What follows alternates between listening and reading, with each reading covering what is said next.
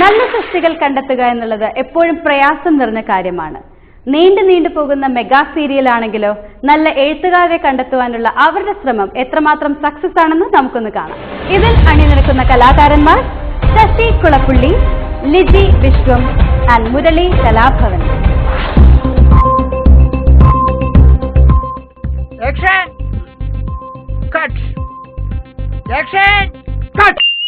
സാറേ, സാറിങ്ങനെ വെറുതെ action cut പറഞ്ഞിട്ട് കാര്യമില്ല. ചേട്ടോ, പ്രതിഭാതനായ ഒരു എഴുത്തുകാരൻ വേണം. എന്നാലേ ഇനി നമ്മുടെ സീരിയൽ മുമ്പോട്ട് കൊണ്ടുപോകാൻ പറ്റൂ. പഴയതുപോലല്ല സാറേ. മുൻപ് സീരിയൽ എഴുതിയിരിക്കുന്നവർ ഇപ്പോ പ്രായാധിക്യം കാരണം എഴുതാൻ പറ്റാതെ കിടപ്പിലാണ്. അത് മാത്രമല്ല, ഇപ്പോഴുള്ളവർക്ക് മുഴുവൻ സിനിമയിലാണ് കമ്പം. കാരണം 2 മണിക്കൂർ സിനിമ എഴുതിയാൽ മതിയല്ലോ. നമ്മുടെ സീരിയലാണെങ്കിൽ അതാണോ സ്ഥിതി? എന്താണോ എന്റെ സീരിയലിന് കുഴപ്പം? കുഴപ്പമുണ്ടെന്ന് ആര് പറഞ്ഞു? ബാലതാരമായി വന്ന ചിഞ്ചുമോൾ പ്രസവം കഴിഞ്ഞ് ആശുപത്രിയിലായി. നായികയായി വന്ന നടിയെ ഇപ്പൊ കണ്ട കവിയൂർപ്പെരുമയാണെന്നേ പറയൂ. എന്തിനു പറയുന്നു? സാറ് തന്നെ 10ാം ക്ലാസ് തോറ്റ വഴിക്ക് ഈ സീരിയൽ സംവിധാനം ചെയ്യാൻ തുടങ്ങിയതല്ലേ? എന്നാൽ എനിക്ക് സംശയമുണ്ട് സാർ. കഴിഞ്ഞ എപ്പിസോഡില് സാർ ഒരു ഭിക്ഷക്കാരനെ കേന്ദ്ര കഥാപാത്രമാക്കിയത് എന്തിനാ? വന്ന വഴി മറന്നു നാട്ടുകാരെ കൊണ്ട് പറയിപ്പിക്കരുതല്ലോ. താൻ അതും ഇതും പറഞ്ഞ് സമയം കളയാതെ സീരിയൽ എഴുതാൻ ആരെങ്കിലും കണ്ടുപിടിച്ച് കൊണ്ടുപോടോ? ഉണ്ട് സാറേ, ഒരുത്തരെ കൊണ്ടുവന്നിട്ടുണ്ട്. എഴുത്ത് തന്നെയാണ് പുള്ളിയുടെ ജീവൻ. ഒറ്റ കണ്ടീഷനേ ഉള്ളൂ, രാവിലെ 9 മണി മുതൽ വൈകിട്ട് 5 മണി വരെ പുള്ളി എഴുതും. ശരി, താൻ ആളെ വിളിക്ക്. ഇങ്ങോട്ട് പാടോ. ഞാനാണ് സംവിധായകൻ, ഡയറക്ടർ. ഓഹോ, അപ്പൊ രണ്ടും നിങ്ങളാണല്ലേ? ഞാനാണ് പ്രൊഡക്ഷൻ കൺട്രോളർ. താൻ ഓവറാകല്ലേ, ഒന്ന് കൺട്രോൾ ചെയ്യും.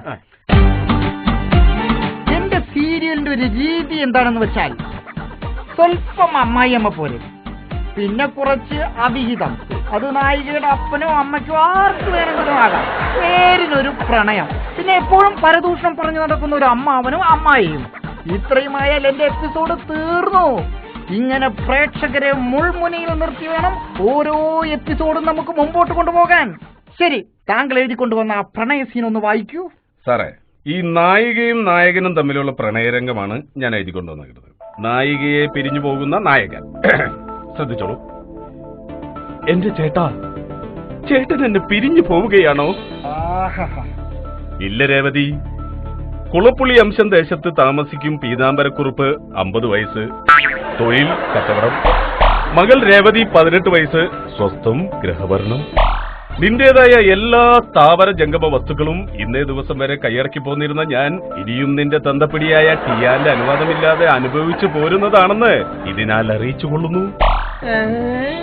എന്റെ ചേട്ടാ, എന്റെ 30/15B സർവേ നമ്പറിലുള്ള എന്റെ പിതാവും മാതാവും മാത്രം അനുഭവിച്ചു വന്നിട്ടുള്ളതുമായ എന്റെ ഹൃദയം ഞാൻ ചേട്ടന് പകുത്തു തരുന്നതാണെന്നും, കൂടാതെ ഇതുവരെ എന്നെ കൈയടക്കി പോന്നിരുന്ന എല്ലാ കാമുകന്മാരുടെയും ഒഴിമുറി അവകാശം ഇതിനാൽ രേഖപ്പെടുത്തുന്നുണ്ടെന്ന് താഴെ പറയുന്ന സാക്ഷികൾ മുമ്പാകെ സമ്മതിച്ചു കൊള്ളുന്നു. എന്താണോ ഇത്? എന്റെ പൊന്നു സാറേ, എഴുത്തുകാരനാണെന്ന് പറഞ്ഞപ്പോ ആധാര എഴുത്തുകാരനാണെന്ന് അറിഞ്ഞില്ല സാറേ.